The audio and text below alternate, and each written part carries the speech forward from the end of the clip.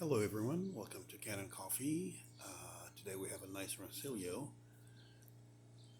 So the water sensor was not reading the water, and the error was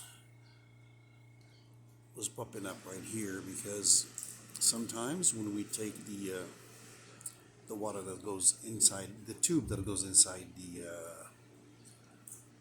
the container or the tank, and you take it off, the air goes in, and that air needs to be flushed in order for the error to disappear. But beside that, we took care of the air. It was found a leak by the boiler that I fixed, and also the steam wand was clogged. I unclogged it, and it's working beautifully. This is the shot.